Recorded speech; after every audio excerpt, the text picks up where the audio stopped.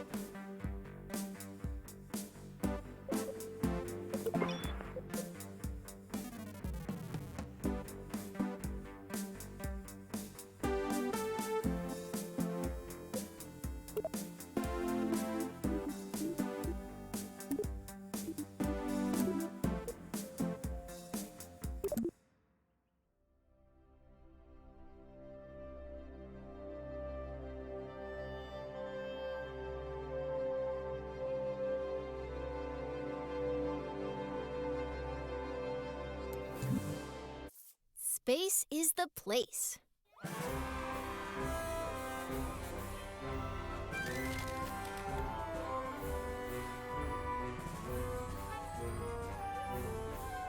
So you want to get to space. Have you tried rockets? Rockets use fuel and engines to create thrust, which propels them forward. When a fuel tank is empty, it is dropped to stay as lightweight as possible, allowing the rocket to go even faster. These tanks, as well as other expendable parts of a rocket, are called stages. Different stages do different things. Often the first stage is very powerful, with just enough fuel to get the vehicle through the atmosphere. The second stage usually has a low-thrust engine that, while not as powerful, is more fuel efficient. After dropping the heavier first stage and leaving the atmosphere, the second stage engine pushes the much lighter second stage to orbital speed.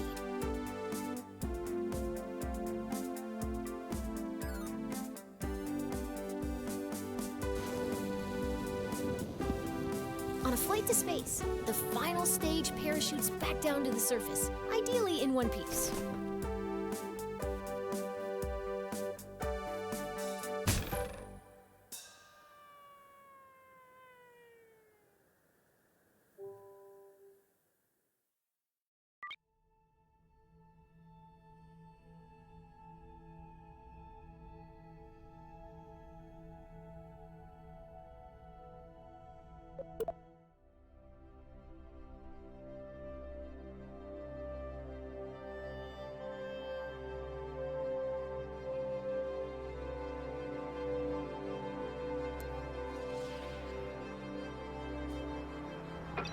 Welcome to the launch pad. As you embark on your journey into rocketry, it's important to get all the crashing out of your system here in the simulator. It really cuts down on the awkward phone calls. Today, you'll be launching into the virtual skies over KSC, where you'll learn how to control a rocket.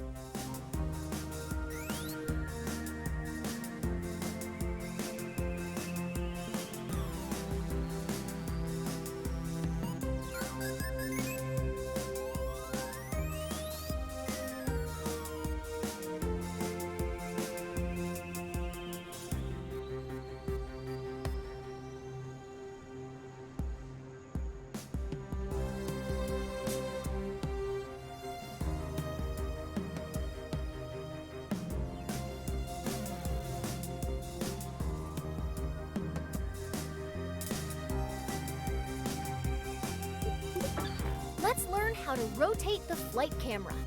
That way, you can see the launch from your favorite angle. Great! You can also zoom the camera in and out. Nice! Go ahead and pick your favorite view for this launch. Your rocket is ready for launch. Every good launch starts with a big green button and lots of fire. Most bad launches do too, actually.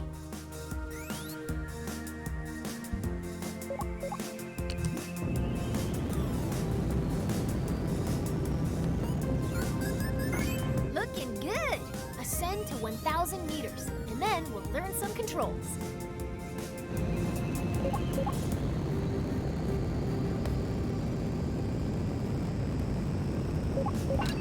Okay, you're a kilometer up.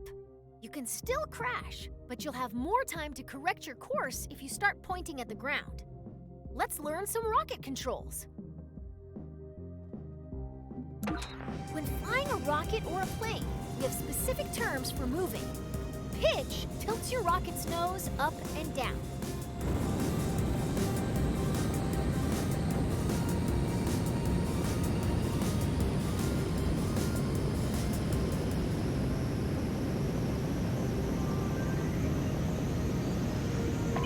Nice pitch. Now pitch up until you're flying straight up.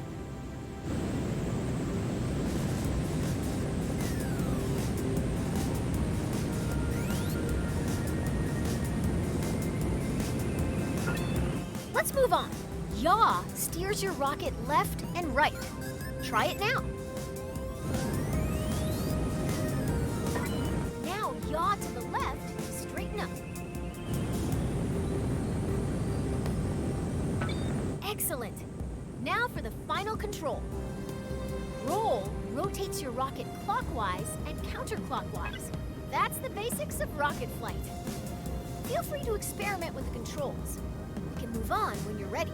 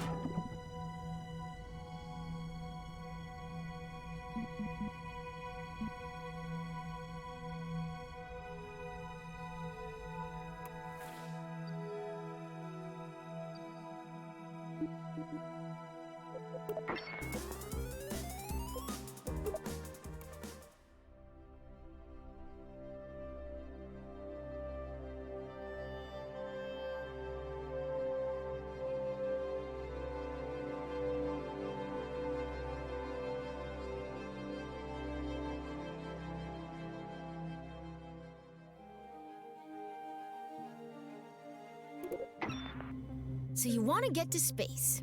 It's time to make a rocket. A simple rocket requires 4 crucial components: a command module, fuel tank, engine, and parachute. Let's start by learning how to add a command module. A command module allows us to control our vessel. As long as there is at least one command module on board, our rocket will be operational. This rocket will use a command pod, which can be manned by a Kerbal and is located in the pods category. Or multiple Kerbals. It all depends on the crew capacity of the part. For this lesson, we're going to make a small rocket, so we need a small command pod. Let's add this one. Great! It doesn't look like much, but it's a promising start. The next thing our rocket needs is a fuel tank. Fuel, or propellant, is an expendable resource used to power our vessels. Without fuel, we won't be going anywhere, let alone space. let's look at the small fuel tanks. How about that one? Rocketry Weekly calls it good enough. How exciting. Notice the part is once again attached to your cursor. If you place your cursor near the bottom of your command pod, you'll see it snap into place. Then left-click to attach it. Now that's beginning to look like a rocket. Well, almost. We need an engine. Here at the KSP, we have 4 different types of engines: launcher, sustainer, orbital, and deep space engines.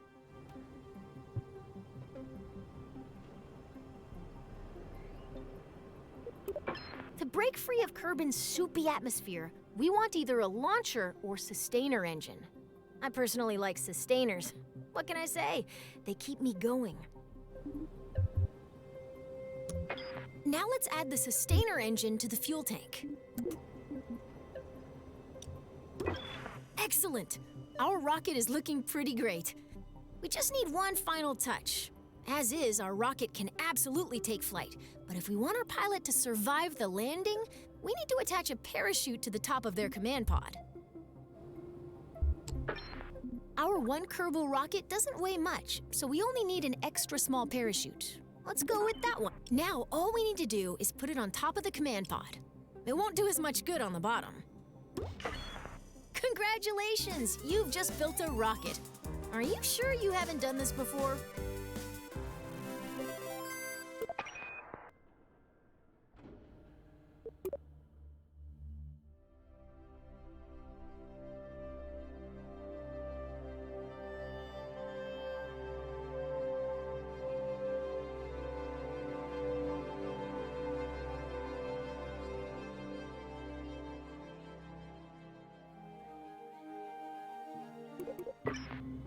As you start to build rockets, you'll want to see your designs from other angles. Let's learn how to manipulate the camera inside the vehicle assembly building. First, let's rotate the camera. Nice! Now let's zoom the camera in and out. Great! Now let's pan the camera up and down. You can also focus your camera at a specific part. If you want to view your rocket from the top, front, or sides, switch to blueprint mode. You can change the camera's direction by selecting different sides of... If you ever get lost in the VAB, you can always reset the camera.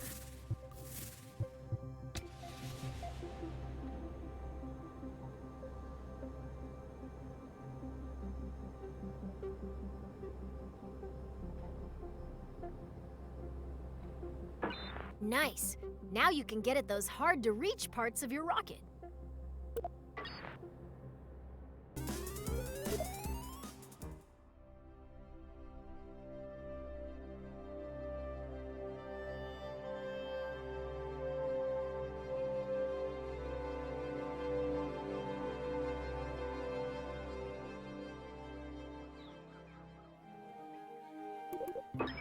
Your rocket's ready.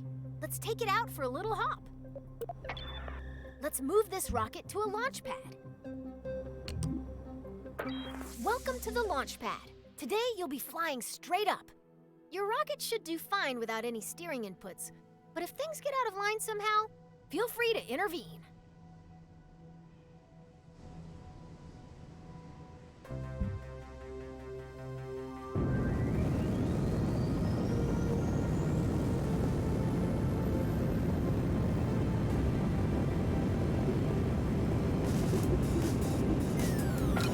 You've cleared the launch tower and your flight is underway. Let's learn about staging. Rockets are constructed in sections called stages. Each stage is designed for a different part of a mission. When a stage completes its job, it's dropped to shed weight. On your right, you'll find the staging stack. It displays all of the functions contained in each stage. Every time you select the Go button, you'll activate a new stage, starting from the bottom of the stack. Each stage's fuel supply is shown on a bar next to the stage. Your active stage, Stage 1, still has a little fuel in it. When it goes dry, you'll drop that stage by selecting Go.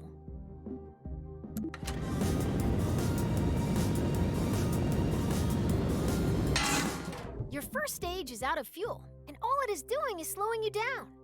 To drop that weight, you're going to activate your next stage.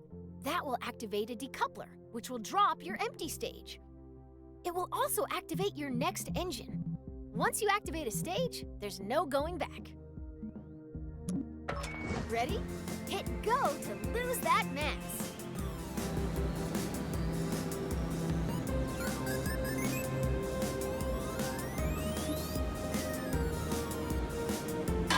Congratulations! You're nearly to space, and your next set of fuel tanks are empty. Now is a good time to drop them. Activate the next stage to your capsule will now continue coasting up. All that's left to do is gaze back down at Kerbin and wonder if you remembered to lock your car. Nice work!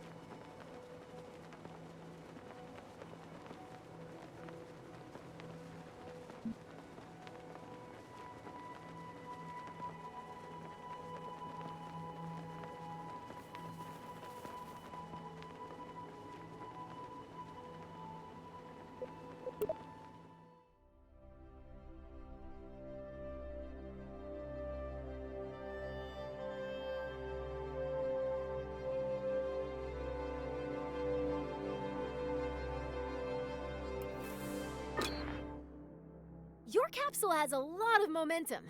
If you're curious how high up you are, take a look at your altimeter. You're so high that you can see the curve of the horizon.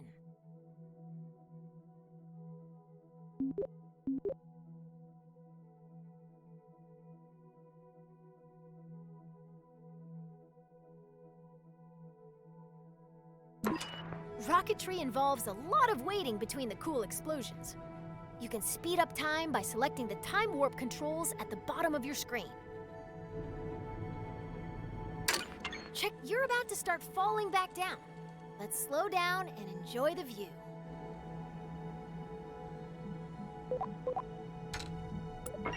Great job. You're now a master of time. Try not to use this new power for evil.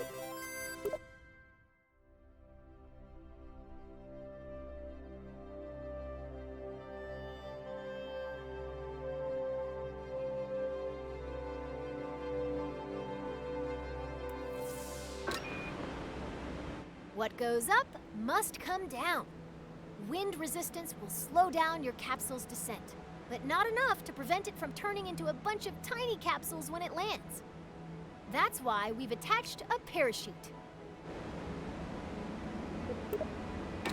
If you deploy your parachute too early, it'll be torn off. If you deploy it too late, you'll do some unplanned underground exploration. The sweet spot for Kerbin is between 20,000 and 2,000 meters. Okay, you're low enough to activate the final stage that contains your parachute. Hit go to pop your chute.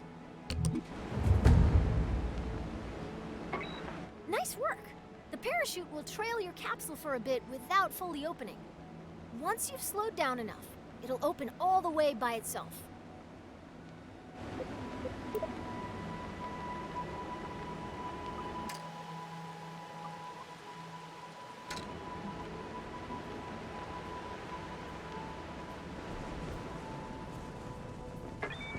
Your parachute is now fully deployed and slowing the capsule to a safe velocity. Congratulations! If this were real, you'd find celebratory snacks in the VAB kitchen.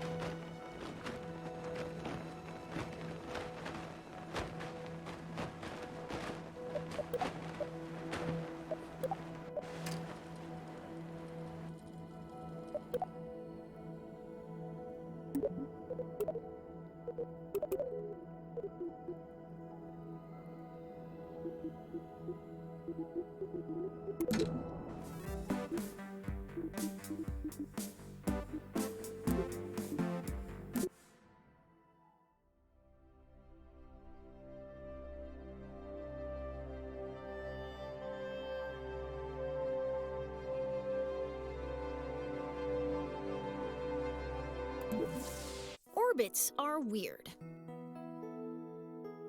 Remember your orbiting baseball? What if you wanted to make its orbit higher? Well, it's a baseball, so grab your bat and try to hit the ball to a higher orbit. Your first thought might be to try to deflect the ball upwards. Unfortunately, hitting the ball upward bends its orbit so that it hits the ground before it can return to you. What you need to do is hit the ball in the direction it's already moving, adding to its already high velocity. Now that you've sped the ball up, why isn't it flying any higher? It just keeps whizzing by at the same height it always did. After all, I said that making it go faster would make it go higher. What gives? The ball is actually going higher, but it's going higher on the opposite side of the planet from where you're standing. You've raised its orbit, and you've learned the first lesson of orbital maneuvering. Your actions affect the opposite side of your orbit. Weird, huh? So your ball is moving faster, but it's still passing you at the same height. How do you get its orbit higher on this side of the planet? Now that you know how changes in velocity affect the other side of your orbit, you've got all you need. By adding velocity to the ball at the highest point in its orbit, you raise the lowest point in its orbit and make it circular again.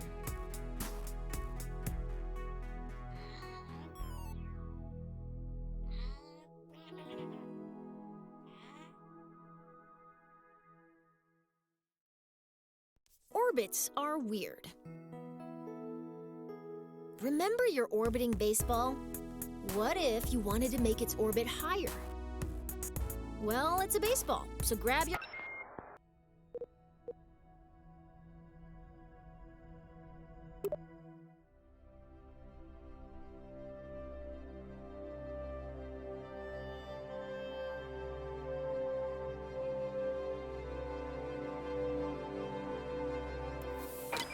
An equatorial orbit is good, but if you want to travel beyond Kerbin, you will need to manipulate your orbit.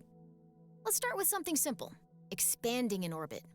We do that by increasing the value of our apoapsis. Let's get a good view. Remember how you circularized your orbit by increasing your forward velocity? To raise your orbit, you'll just do more of the same. It's time to burn prograde. Now that we're pointed the right way, we can increase the throttle and watch our orbit expand.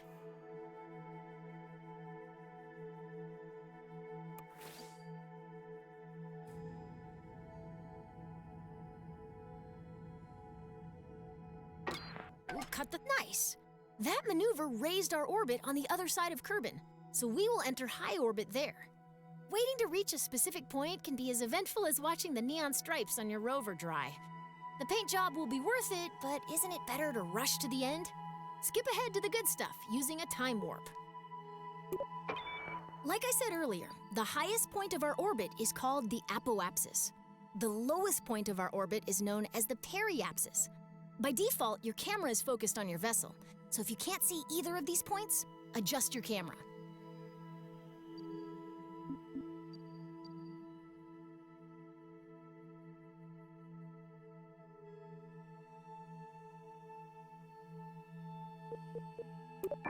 Scroll the middle mouse wheel to zoom in and out. Double-click an object to center your camera on it. Click the middle mouse. Excellent! You can time warp to any position on your trajectory by selecting a point on your vehicle's current path, and then selecting Time Warp to Point.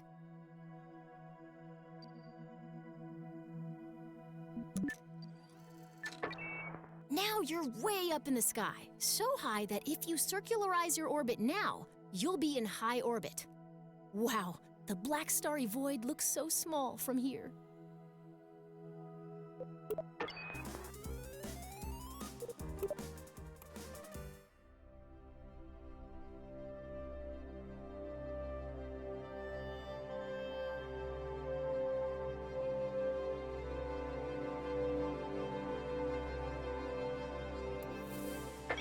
From command pods to space probe cores, a lot of critical rocket parts use electric charge. You'll want to design your rocket so it can generate and store EC.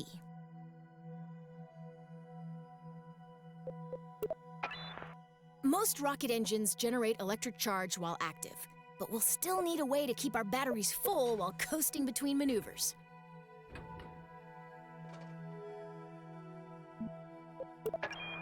Solar panels convert Kerbal's light into EC for our rockets. Small solar panels can just be placed, but large solar panels are delicate and must only be deployed once we're out of the atmosphere. I've equipped this rocket with 2 deployable solar panels. Here's a hand crank. Get to work.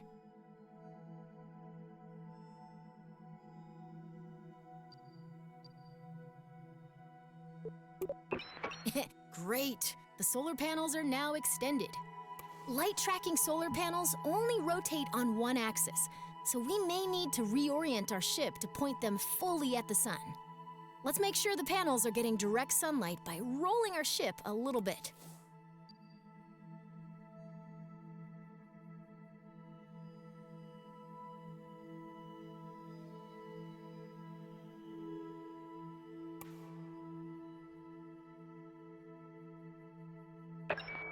Excellent. The solar panels are soaking up all of those sweet photons and giving our rocket some much-needed EC. You can see the status of any solar panel within the Part Manager in the Electrical Parts menu. You can either access the app directly by clicking the app button, or you can right-click a part to directly access it in the Part Manager.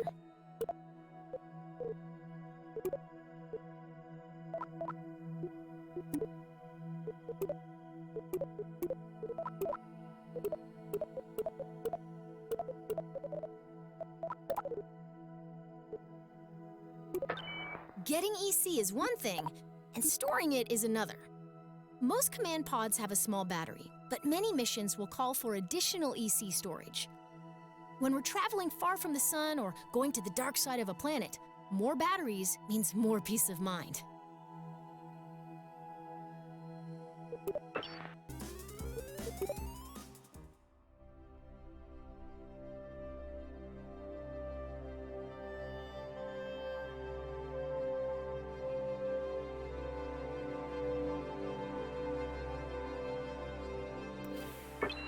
At some point, the crew will run out of snacks.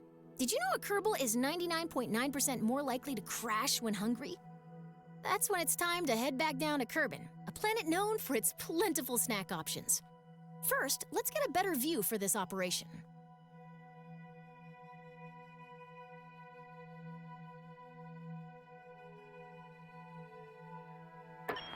Remember how we burned prograde to raise our orbit? To lower our orbit, we burn in the opposite direction, retrograde. SAS can really help us out here, so let's turn that on. Now flip retrograde, the opposite direction to our rocket's movement. When we get into position to fire our engine back, all right, the rocket is aligned to retrograde. Increase the throttle and burn until our trajectory is just past the atmosphere. As we decelerate, watch what's happening to our periapsis. Once it enters the atmosphere, this rocket is on a path back to the ground. Don't ease off the throttle yet, though.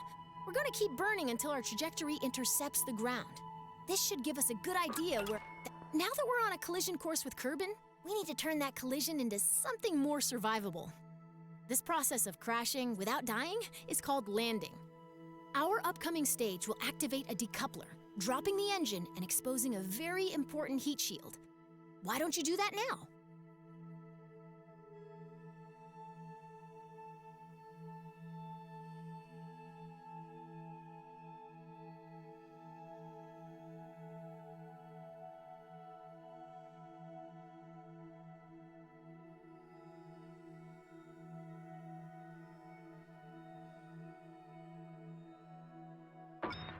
Great!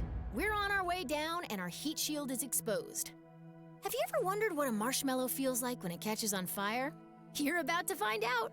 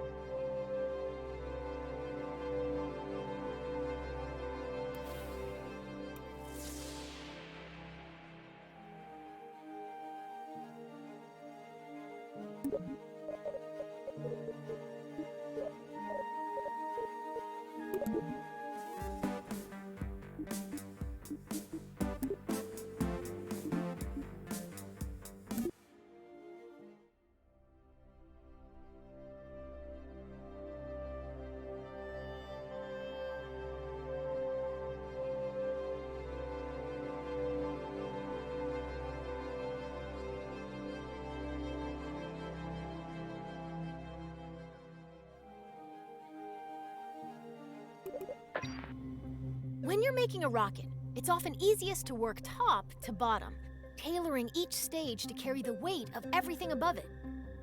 To give you a head start, I've already placed an upper stage, perfect for maneuvering in the vacuum of space.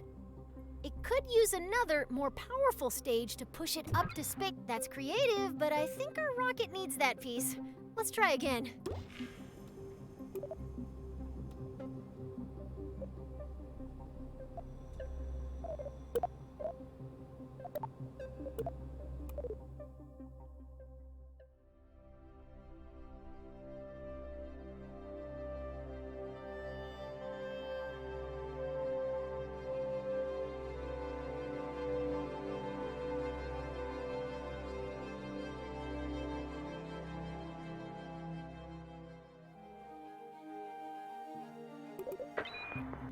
When you're making a rocket, it's often easiest to work top to anytime we intend to drop an empty stage after using all of its fuel. We connect it to the stage above it, you add that decoupler to the bottom. We need to attach a larger, more powerful lower stage to the bottom of your rocket. To keep things simple, I've whipped up a new lower stage in another workspace.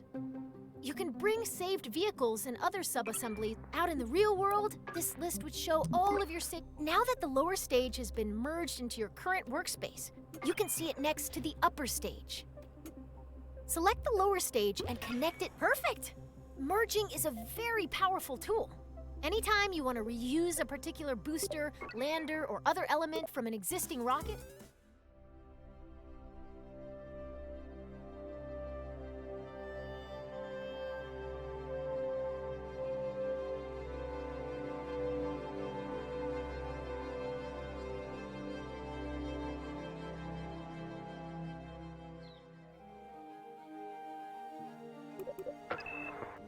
space rockets sometimes need an extra boost.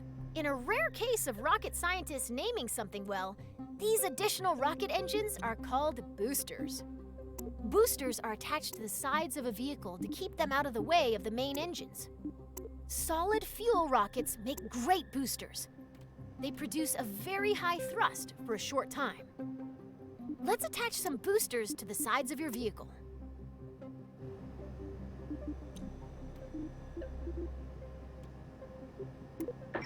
We'll start by attaching 4 radial decouplers that will eject the spent boosters when they're empty. To make sure that these decouplers are evenly spaced and aligned with one another, you'll be using the symmetry tool.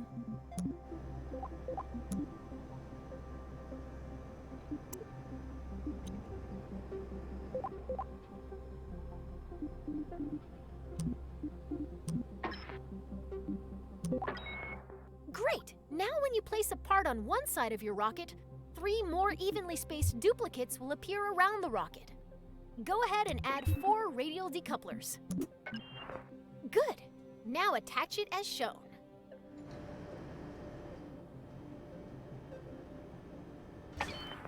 Perfect! Now you've got 4 radial decouplers exactly where they need to be. Let's attach those solid fuel boosters.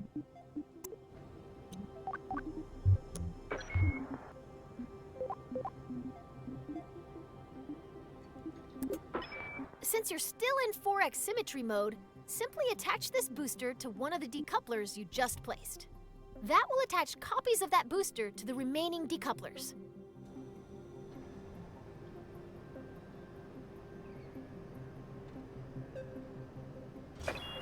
Great job! You've finished your orbital rocket. You can symmetrically place up to 8 parts at once, a feat that could until now only be achieved by certain sea creatures.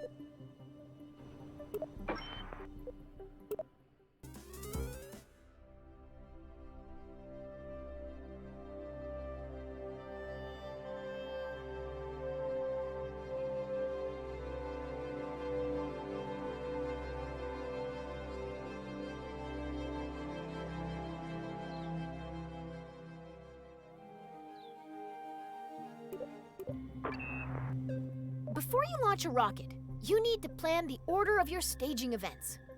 Nobody wants to start out their flight by popping their parachute, right?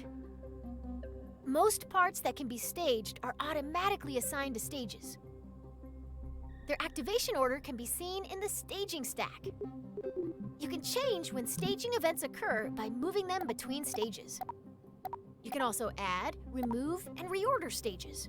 Best of all, you can do this in both the VAB and in flight. The staging order begins at the bottom of the staging stack. You want your boosters and main engine to fire together for maximum thrust. The solid fuel boosters are currently in the second stage. If we don't change anything, the boosters will ignite late and detach themselves at the same time. This would be embarrassing for everybody, so let's move the boosters down to stage 1. Your solid fuel boosters burn very hard and very fast, so they will run out of fuel first. Even though your main engine and boosters will activate at the same time, you want to drop the empty boosters before you drop your main engine. You'll add a new stage above stage 1 to do one thing. Now move all 4 radial decouplers from stage 4 to your new stage. All done. Your remaining stages are set up so that stage 4 will activate your orbital stage's engine. Stage 5 will detach the orbital stage's fuel tank when it's empty. And stage 6 will deploy your landing parachute. Thanks to you, this rocket is ready to fly.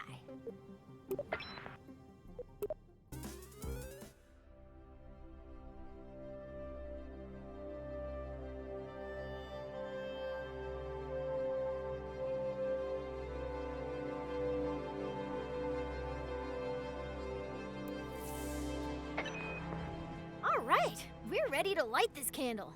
In this flight, you're going all the way to orbit.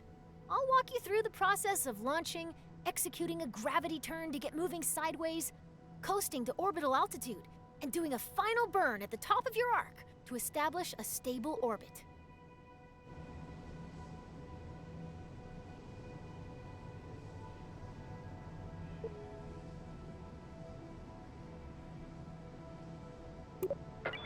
Before we begin, let's talk about the nav ball. The nav ball shows your vehicle's orientation relative to the horizon. The blue half of the ball represents the sky, and the brown half represents the ground. The level indicator at the center shows your vehicle's orientation. When you turn, the ball turns. When you roll, the ball rolls. Assuming you want your rocket pointed at the sky, you'll want to see lots of blue on the nav ball. If you get confused, remember this rhyme. If the nav ball's brown, you're going down. At launch, you want all your engines at maximum thrust, which means you need to set your throttle at 100%. Your solid fuel boosters are way ahead of you on this. They have no setting other than full throttle, and they can't be shut off once they're lit. Once you hit the go button, they'll go full tilt until they run out of fuel. Still, your main engine's throttle is in your control. Your fuel levels are visible within the staging stack. Right now, you can see that your main engine and 4 boosters are all topped off and ready to rumble. It's time to go. At the start, all you need to do is fly straight up. I'll check back in with you once those boosters are empty. Good luck!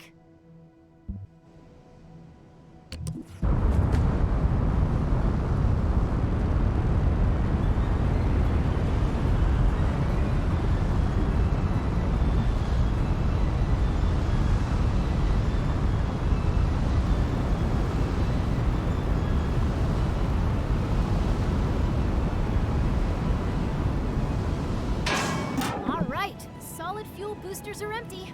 Let's drop them. It's time to start your gravity turn. A gravity turn uses the pull of the planet's gravity to help bend your vertical ascent into a horizontal arc. It's the first step to entering orbit. For our first flight to orbit, we're going to start our gravity turn up to where the air is thin, at an altitude of around 10,000 meters. To show you where to aim your rocket, I've placed a target marker on your nav ball. First, we need to get to 10,000 meters.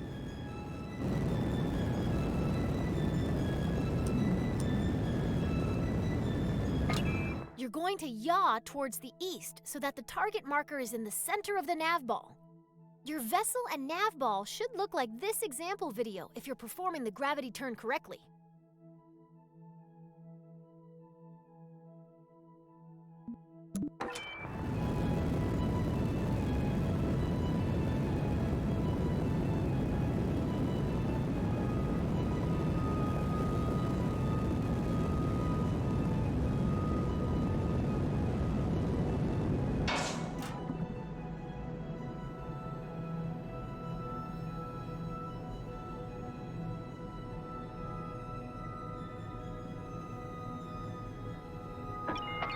Your current stage's fuel is empty.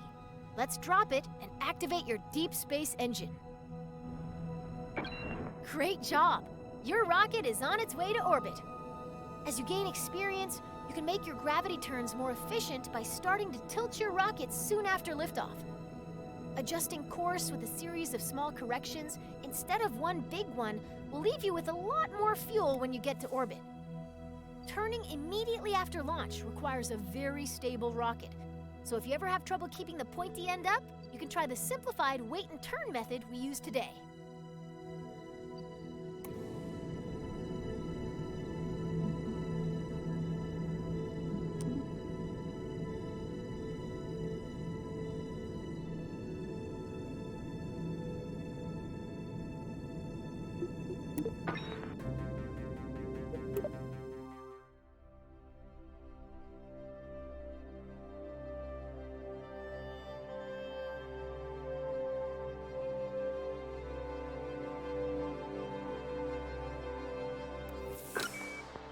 Right now, we're on a ballistic trajectory. If no further adjustments are made, your rocket will eventually fall back down to the ground. Our objective is to turn this arc into an orbit. The process of turning your trajectory into a circular orbit is called circularization. Partial credit to the rocket people on that one. It does have the word circle in it, but it's really hard to say.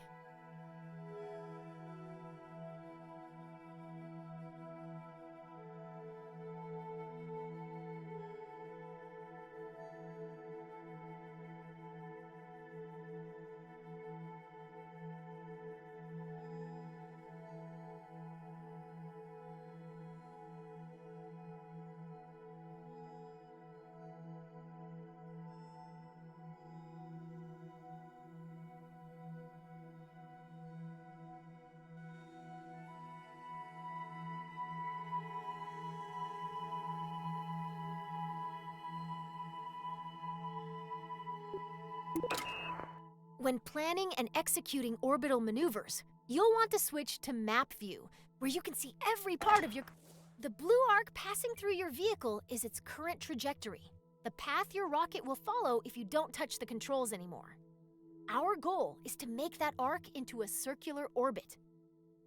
After you've coasted nearly to the top of this arc, you're going to point forward, and then you're going to ignite your engine. If you time this burn right, you'll never quite get to the top of the arc, as it'll keep widening in front of you until it wraps all the way around the planet. Let's break that down a little more. The top of your arc has a helpful tag in map view. It's called the apoapsis, abbreviated as AP. You're going to max out your throttle before you pass this point.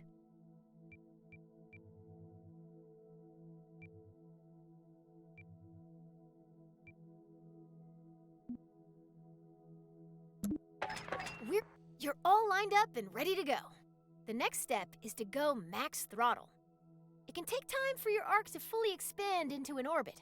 If you look closely at where your trajectory meets the ground, you'll see it moving toward the horizon.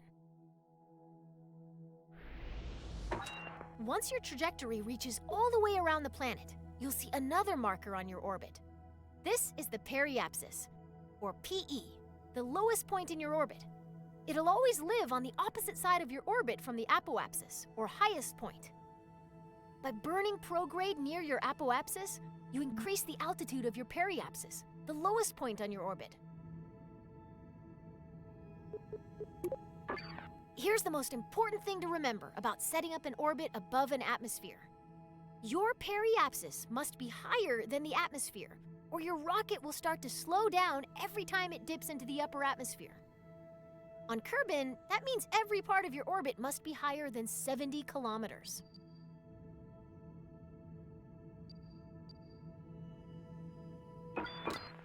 You did it! You're in orbit! This is when I'd usually tell you to look under your seat in the simulator, where you'd find a delicious celebratory treat. Sadly, since the vending machine in the astrodynamics lab broke down, it has gotten very difficult to hide snacks anywhere at KSC. Feel free to take a moment to admire your first orbit. In a way, you've given yourself a mind snack, which is way better than the edible kind anyway. Right? Right?